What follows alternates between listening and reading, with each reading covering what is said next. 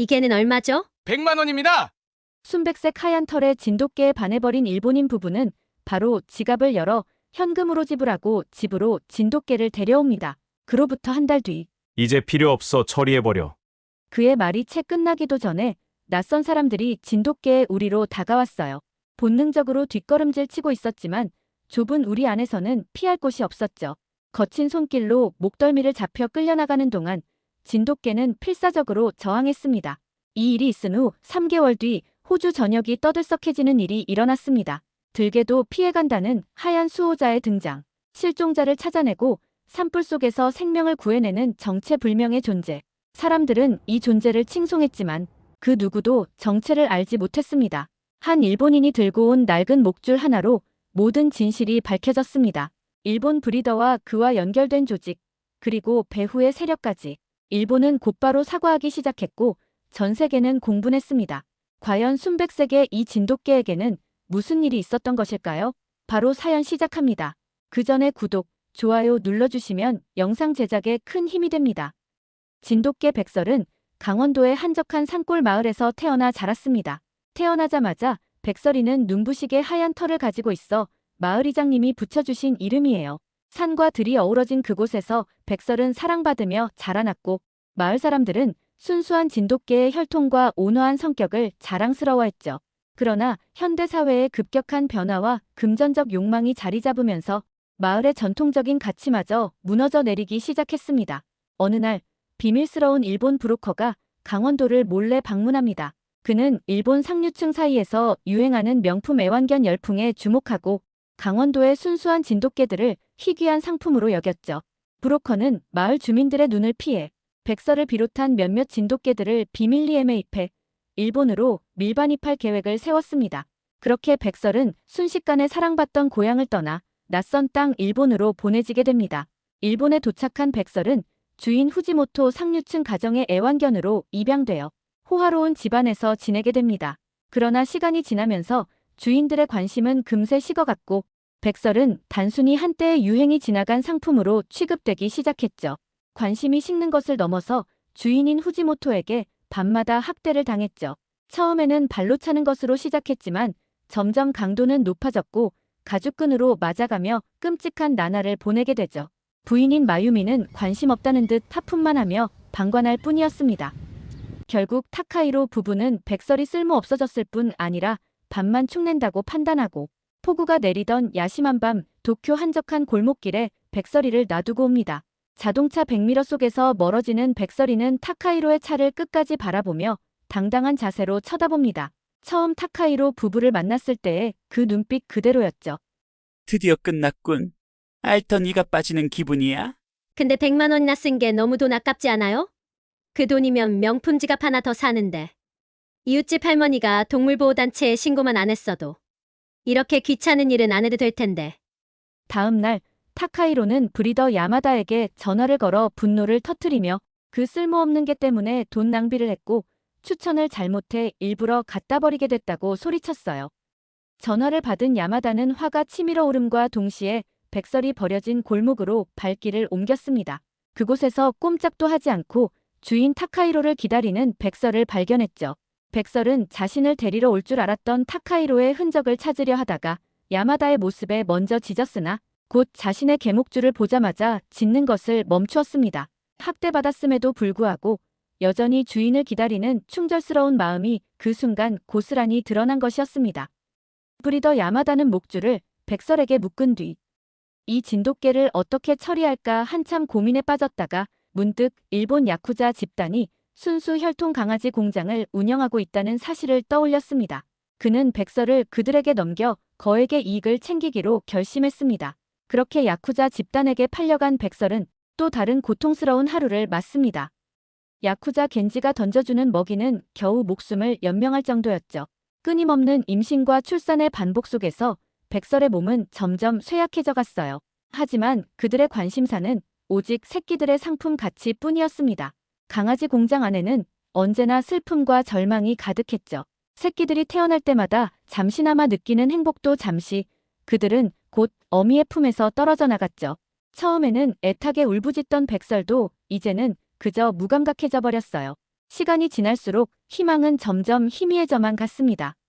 그러던 어느 날, 시간이 흘러 마지막으로 낳은 새끼들마저 모두 팔려나가고 몇 달 동안은 임신이 되지 않자 야쿠자 겐지의 눈빛이 달라졌어요. 더 이상의 가치가 없다고 판단한 듯한 그의 차가운 시선에 백설의 온몸이 떨렸죠. 다음 날 아침, 평소와는 다른 긴장감이 감도는 가운데 겐지가 백설의 우리 앞에 섰습니다. 차가운 아침 공기가 불길한 예감을 더욱 증폭시켰습니다. 이따위 조선계 이제 필요 없어. 처리해버려. 그의 말이 채 끝나기도 전에 낯선 사람들이 백설의 우리로 다가왔어요. 본능적으로 뒷걸음질 쳤지만 좁은 우리 안에서는 피할 곳이 없었죠. 거친 손길로 목덜미를 잡혀 끌려나가는 동안 백설은 필사적으로 저항했습니다. 하지만 수년간의 착취로 쇠약해진 몸은 아무런 힘도 쓸 수 없었어요. 차가운 콘크리트 바닥을 질질 끌려가는 동안 백설의 마음속에는 깊은 절망감이 가득했습니다. 다른 개들과 함께 트럭에 실린 백설은 좁은 철창 속에서 서로의 온기에 의지한 채 흔들리며 어딘가로 향했죠. 창문 틈으로 스며드는 바닷바람 냄새가 점점 짙어졌습니다. 불안과 두려움이 뒤섞인 채 백설은 눈을 감았어요. 트럭이 달리는 동안 도시의 소음은 점점 멀어져 갔고 대신 파도 소리가 조금씩 가까워졌습니다. 항구에 정박해 있는 거대한 화물선이었습니다. 수많은 컨테이너들 사이로 개들을 실은 트럭이 은밀하게 접근했어요. 겐지는 마지막으로 브리더 야마다에게 전화를 걸었습니다. 네가 저번에 데려온 조선에서 온 하얀 개 오늘 호주로 간다. 야마다 씨의 작은 중얼거림이 들려왔습니다. 호주라고. 그 먼 바다를 건너는데 잘 버틸 수 있겠나. 그의 목소리에는 처음으로 약간의 연민이 묻어있는 듯했지만 그런 감정은 오래가지 않았습니다. 백설은 이제 더 이상 강아지 공장에서의 고통은 없겠지만 앞으로의 운명이 어떨지는 알 수 없었죠. 다만 확실한 건 이제 돌아갈 수 없다는 것뿐이었습니다. 바닷바람이 백설의 하얀 털을 흔들었어요. 컨테이너 속으로 옮겨지면서 백설은 마지막으로 일본의 하늘을 바라봤습니다. 푸른 하늘과 흰 구름이 마치 백설의 털빛처럼 순백색으로 빛나고 있었죠. 멀리서 들려오는 갈매기 소리가 마치 작은 위로처럼 들려왔습니다. 컨테이너 안으로 밀려 들어간 순간 세상은 완전한 어둠으로 변했습니다. 밀수업자들은 검역을 피하기 위해 개들을 최대한 좁은 공간에 우겨 넣었죠. 숨쉴 공간조차 없이 다른 개들과 몸을 밀착한 채 백설은 후지모토가 마지막 자기를 버리고 가던 눈빛이 떠올랐습니다. 비록 고통스러운 시간을 겪었지만 그래도 주인이라 부를 수 있는 사람이었는데 이제는 그마저도 사라졌다는 생각에 가슴 한켠이 아려왔습니다. 며칠째 이어지는 항해 동안 개들은 최소한의 물과 먹이로 연명해야 했어요. 하루에 한 번 누군가가 컨테이너 문을 살짝 열고 물 한 그릇과 건사료 몇 알을 던져주는 것이 전부였죠. 목마름과 배고픔으로 개들은 점점 쇠약해져 갔습니다. 그럼에도 백설은 다른 개들을 걱정하며 자신의 몫을 나누어 주곤 했어요. 강아지 공장에서의 경험이 오히려 이런 고난의 시간을 견디게 해주는 힘이 되는 순간이었습니다. 밤낮의 구분조차 없는 어둠 속에서 시간은 마치 멈춘 것만 같았습니다. 백설의 의식은 점점 흐려져 갔고 때로는 과거의 기억들이 환영처럼 떠올랐어요. 이상하게도 그 쓰라린 기억들이 오히려 또렷해져 갔습니다. 숨이 막힐 것 같은 질식감이 매 순간 백설을 괴롭혔어요. 컨테이너 안의 공기는 점점 더 탁해져 갔고 숨을 들이쉴 때마다 폐가 불에 타는 듯했죠. 다른 개들의 고통스러운 숨소리가 어둠 속에서 메아리처럼 울렸습니다. 그 속에서도 백설은 가끔씩 작은 휘파람 소리를 냈어요. 그때였습니다. 갑자기 배가 크게 흔들리기 시작했어요. 바깥에서 들려오는 천둥 소리와 함께 폭풍우가 배를 덮쳤죠. 컨테이너 안의 개들은 공포에 질린 채 서로를 더욱 밀착했습니다. 백설은 본능적으로 주변의 어린 개들을 자신의 몸으로 감쌌어요. 거친 파도가 배를 마구 흔들었고 컨테이너는 마치 종이 상자처럼 휘청거렸습니다. 폭풍은 시간이 갈수록 더욱 거세졌어요. 천둥 번개가 번쩍이는 가운데 컨테이너 벽면이 끔찍한 소리를 내며 휘어졌죠. 순간 찢어지는 듯한 굉음과 함께 차가운 바닷바람이 밀려들었습니다. 균형을 잃은 컨테이너가 한쪽으로 기울어지면서 구조물이 완전히 파손된 거예요. 그 순간 백설의 몸이 공중으로 떴습니다. 파손된 틈 사이로 백설이 컨테이너 밖으로 나오게 되었죠. 컨테이너에서 튕겨져 나온 백설은 칠흑 같은 어둠 속으로 추락했어요. 차가운 바닷물이 백설의 온몸을 덮쳤고 거친 파도가 사정없이 덮쳐왔습니다. 극도의 공포와 추위가 백설을 엄습했지만 생존 본능이 깨어났어요. 시간이 얼마나 흘렀을까요? 의식이 희미해지는 순간에도 백설은 포기하지 않았어요. 폭풍우 속에서 방향을 알 수 없었지만 마치 누군가가 이끄는 것처럼 한 방향을 향해 헤엄쳤죠. 진흙처럼 무거워진 몸을 이끌며 매 순간이 투쟁이었습니다. 차가운 바닷물이 점점 더 깊숙이 백설의 몸을 파고들었어요. 하지만 이상하게도 두렵지 않았죠. 오히려 이 고통이 자신을 더 강하게 만드는 것 같았습니다. 의식이 완전히 흐려질 무렵 희미하게 파도 소리가 달라지는 것이 느껴졌습니다. 바닷물 속에 섞인 모래의 감촉이 발끝에 닿았어요. 마지막 힘을 다해 앞으로 나아가자 드디어 발이 바닥에 닿았죠. 백설은 간신히 모래사장으로 몸을 끌어올렸습니다. 시드니 외곽에 한적한 해변가였어요. 동이 터오는 희미한 빛 속에서 백설은 완전히 지친 몸을 모래사장에 뉘었죠. 짠 바닷물이 섞인 흰 털에서는 물방울이 뚝뚝 떨어졌고 거친 숨소리만이 고요한 새벽 공기를 가르며 울렸습니다. 새로운 땅에 첫 발을 디딘 순간 이제는 살았다는 안도감이 들었어요. 해변가에서 잠시 휴식을 취한 백설의 귀에 멀리서 들려오는 도시의 소음이 들렸습니다. 파도 소리 너머로 들려오는 자동차 경적 소리와 사람들의 발자국 소리가 점점 가까워졌어요. 그 순간 강아지 공장에서의 기억이 홍수처럼 밀려왔죠. 백설의 온몸이 긴장으로 굳어갔습니다. 도시는 위험하다는 직감이 전신을 타고 흘렀죠. 사람들의 발소리가 더욱 가까워지자 백설은 마지막 남은 힘을 다해 전력으로 몸을 일으켰습니다. 젖은 모래가 발밑에서 미끄러졌지만 필사적으로 균형을 잡으며 앞으로 나아갔어요. 다리는 후들거렸고 온몸은 바닷물에 젖어 무거웠지만 백설은 멈추지 않았어요. 도시와 반대 방향으로 한참을 달려 마침내 교회의 울창한 숲에 도착했죠. 하지만 야생에서의 생존은 생각보다 훨씬 더 가혹했죠. 첫날부터 극심한 배고픔이 백설을 괴롭혔습니다.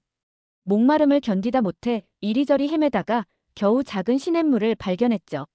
차가운 물을 마시며 백설은 처음으로 자유의 참맛을 느꼈습니다. 해가 저물자 숲은 완전히 다른 얼굴을 보여주었어요. 어둠이 내리자 추위가 사방에서 백설을 덮쳤죠. 커다란 나무 밑에 웅크리고 누웠지만 찬바람은 사정없이 불어왔습니다. 이제껏 한 번도 겪어보지 못한 고독과 두려움이 밤새도록 백설을 괴롭혔어요. 배고픔이 점점 더 심해져 갔습니다. 처음에는 떨어진 나뭇잎 사이에서 벌레를 찾아 먹으려 했지만 그마저도 쉽지 않았어요. 결국 백설은 인간의 흔적을 따라 쓰레기장을 찾아 나섰죠. 쓰레기장에서는 음식 찌꺼기를 뒤지며 겨우 한 끼를 해결할 수 있었습니다. 하지만 그곳에도 위험이 도사리고 있었어요. 날카로운 유리 조각이나 녹슨 철물들이 백설의 발을 다치게 했죠. 게다가 이곳은 이미 다른 들개들의 영역이었습니다. 어느 날 음식을 찾던 백설은 들개 무리와 마주쳤어요. 그들의 날카로운 이빨과 위협적인 으르렁거림에 백설의 심장이 요동쳤죠. 도망치려 했지만 이미 늦었습니다. 들개들이 사방에서 백설을 에워쌌어요. 백설은 나무 밑동 쪽으로 몸을 피하며 상대의 공격을 피했습니다. 여러 마리의 들개가 달려들었지만 좁은 철창에서 단련된 민첩성으로 한 마리씩 피해갔어요. 치열한 사투 끝에 백설은 간신히 도망칠 수 있었습니다. 하지만 그 과정에서 깊은 상처를 입었어요. 다친 다리를 절뚝이며 안전한 곳을 찾아 헤매다가 마침내 큰 나무의 뿌리 사이에서 은신처를 발견했죠. 이렇게 며칠, 몇 주가 지나면서 백설은 점점 야생의 삶에 적응해갔어요. 시간이 지날수록 사냥 기술도 늘어나 작은 들쥐나 토끼를 잡을 수도 있게 되었습니다. 하지만 마음 한구석에는 깊은 상처가 자리 잡았어요. 한때는 그토록 신뢰했던 인간들이 이제는 가장 두려운 존재가 되었죠. 숲 가장자리에서 간혹 등산객들을 볼 때면 백설은 재빨리 몸을 숨겼습니다. 이제 백설에게 야생은 새로운 집이 되었습니다. 더 이상 인간의 따뜻한 손길을 기대하지 않게 되었죠. 대신 차가운 바람 속에서도 스스로를 지키는 법을 배웠어요. 한때는 순수했던 신뢰와 기다림은 이제 깊은 경계심으로 바뀌었습니다. 그렇게 백설은 완전히 다른 존재로 변해갔죠. 한편 시드니 교회의 작은 오두막에서 알렉스 로렌스는 또 다른 악몽에서 깨어났습니다.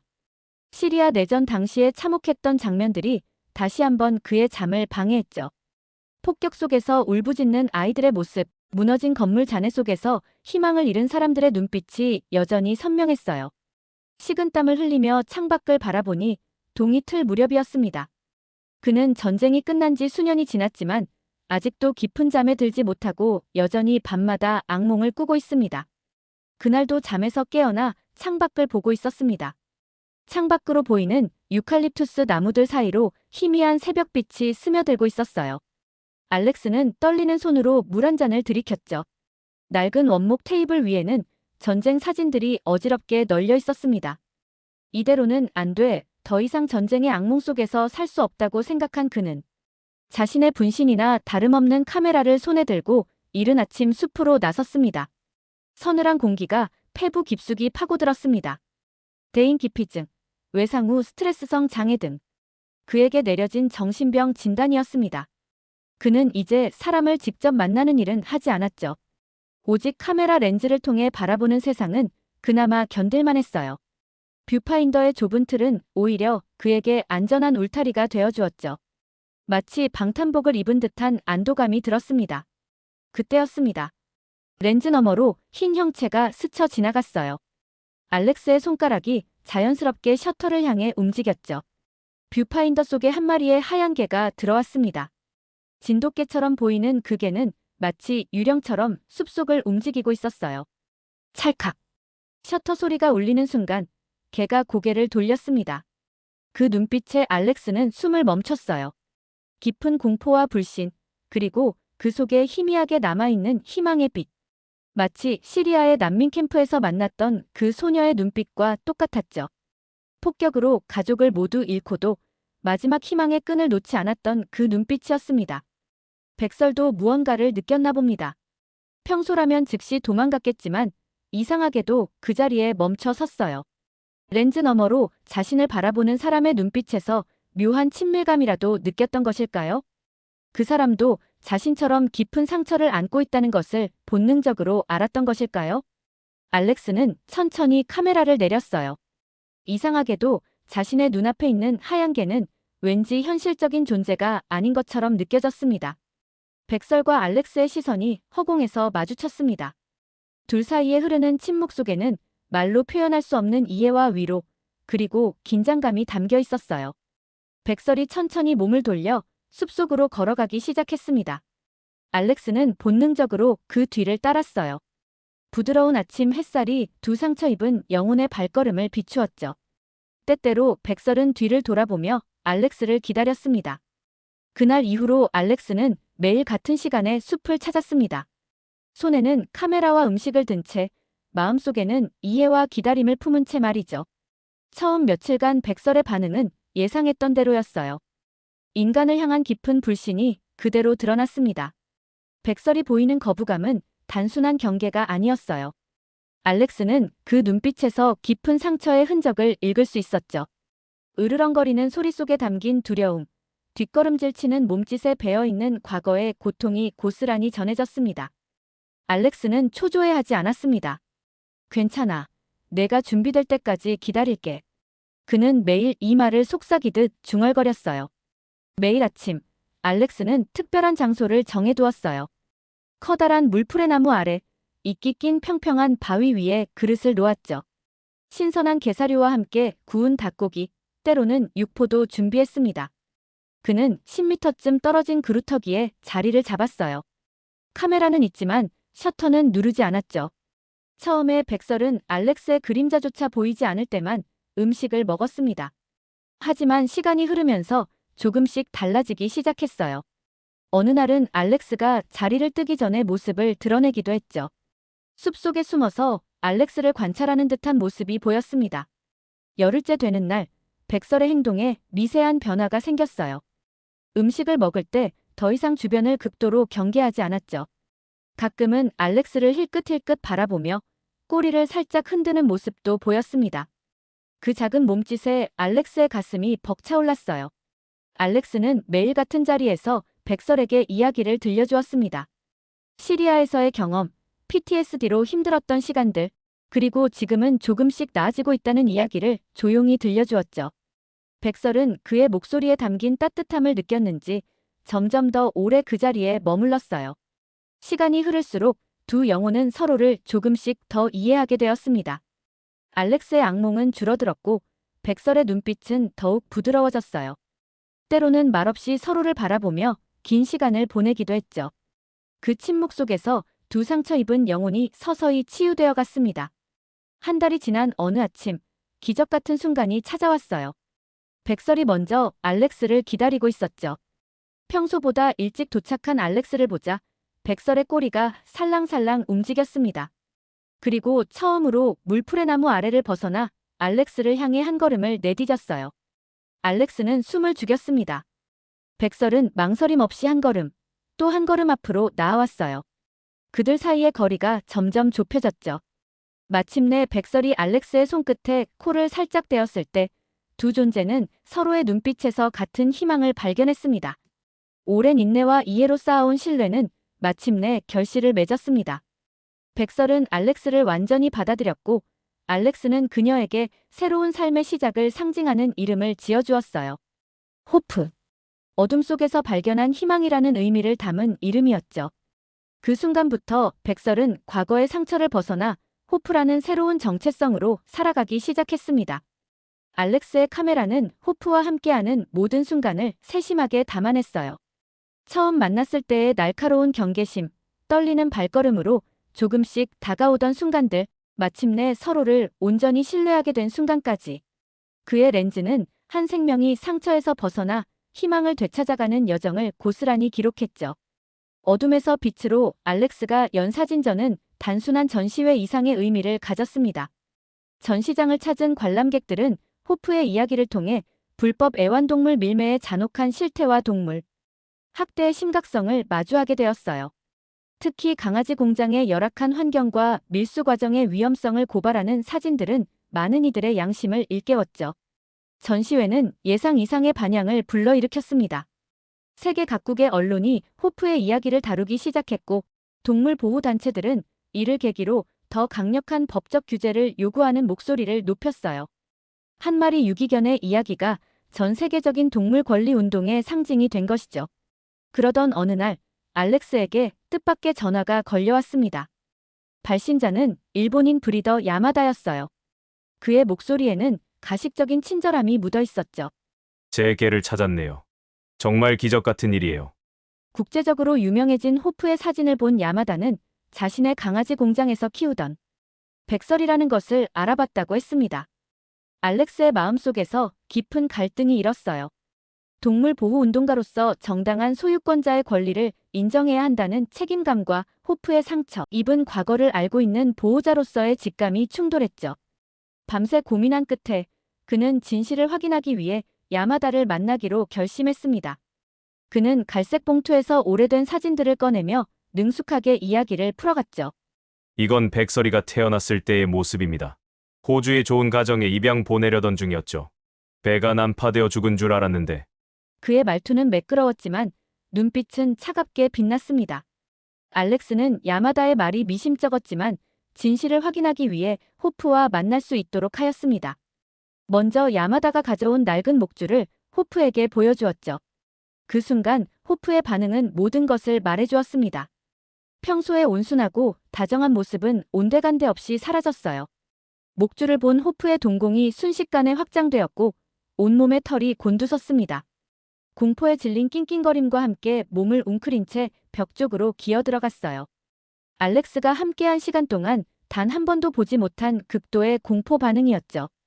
그 모습에서 알렉스는 호프가 겪었을 깊은 상처의 흔적을 고스란히 읽을 수 있었습니다. 야마다를 보자마자 그동안 한 번도 보이지 않았던 날카로운 울음소리를 내뱉으며 달려들었죠. 그것은 단순한 경계나 위협이 아닌 극도의 공포와 분노가 뒤섞인 필사적인 자기방어였어요. 이 순간 모든 것이 명백해졌습니다. 알렉스는 이제 무엇을 해야 할지 분명히 알았습니다. 알렉스의 손가락이 휴대폰 키패드를 힘주어 누르는 동안 그의 마음은 이미 확고했습니다. 경찰에 신고하면서 그는 야마다의 동물 학대와 불법 밀매 혐의에 대해 상세히 설명했어요. 그의 목소리에는 더 이상의 망설임이 없었죠. 현장에 도착한 경찰들 앞에서 야마다의 태도가 급격히 변했습니다. 처음에 거만하고 당당하던 모습은 순식간에 사라졌어요. 후지모토 사장님의 지시였습니다. 저는 그저 시키는 대로. 그의 진술을 통해 드러난 사실들은 예상을 훨씬 뛰어넘는 것이었죠.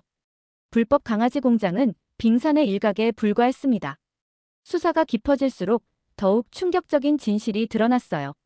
후지모토는 야쿠자와 긴밀하게 연결된 국제 애완동물 밀매 조직의 핵심 인물이었죠. 그들은 일본 전역에 수십 개의 불법 강아지 공장을 운영하며 순혈종 강아지들을 마치 공산품처럼 대량으로 생산하고 있었습니다. 이 사건은 곧 국제적인 파장을 일으켰어요. 검찰은 야마다와 후지모토를 즉각 기소했고 재판 과정에서 공개된 증거들은 전 세계 언론의 주목을 받았죠. 특히 호프의 이야기는 불법 애완동물 산업의 잔혹한 실체를 드러내는 결정적인 계기가 되었습니다. 재판부는 전례 없이 엄중한 판결을 내렸어요. 야마다와 후지모토에 대한 중형 선고는 단순한 형사 처벌을 넘어 동물 권리에 대한 사회적 인식을 획기적으로 전환시키는 이정표가 되었죠. 특히 일본 사회는 큰 충격에 빠졌어요. 애완견 공장이라는 오명을 씻기 위해 정부는 대대적인 제도 개선에 착수했죠. 동물 보호 단체들의 목소리는 더욱 커졌고 시민들의 인식도 크게 변화했습니다. 호프의 이야기는 점점 더 많은 사람들에게 퍼졌습니다. 뉴스에서 그의 이야기를 다루었고 다큐멘터리 제작 요청까지 들어왔습니다. 동물 보호 단체들은 그를 동물 학대 방지 캠페인의 상징으로 삼고 싶다고 했습니다. 호프는 이제 단순한 학대받은 개가 아니었습니다. 그는 희망을 상징하는 존재가 되었습니다. 그의 이야기는 알렉스를 통해 세상에 전달되었고 수많은 사람들에게 영감을 주었습니다. 호프의 눈빛은 더 이상 두려움으로 가득 차 있지 않았고 알렉스 역시 더 이상 외롭지 않았습니다. 호프는 상처가 치유되었을 뿐만 아니라 이제는 호주의 골칫덩이였던 들개 무리를 소탕하고 산불이 난 지역에서 조난된 사람들을 구하는 구조견으로 활약하며 하얀 수호자라는 칭호를 얻게 되었습니다. 그의 용맹함과 충성심은 사람들에게 깊은 감동을 주었고 호주 정부에서는 그를 위해 최고의 상을 준비하였습니다. 사람들은 진돗개라는 품종에 대한 무한한 신뢰를 가지게 되었고 호프의 이야기는 단순한 한 마리 개의 여정을 넘어 전 세계에 울려 퍼지는 희망의 메시지가 되었습니다. 이들의 이야기는 불법 애완동물 밀매와 동물 학대의 잔혹한 현실을 고발하며 국제사회에 동물 보호의 중요성을 일깨워 주었습니다. 두 상처받은 영혼이 만나 서로에게 위로가 되어준 모습은 우리 모두에게 큰 감동을 선사합니다. 여러분도 이 이야기를 통해 희망과 치유의 메시지를 느낄 수 있기를 바랍니다. 여러분의 생각과 의견을 댓글로 나눠주시고 감동받으셨다면 구독, 좋아요, 알림 설정도 잊지 말아주세요. 다음에 더 감동적인 이야기로 돌아오겠습니다. 시청해주셔서 감사합니다.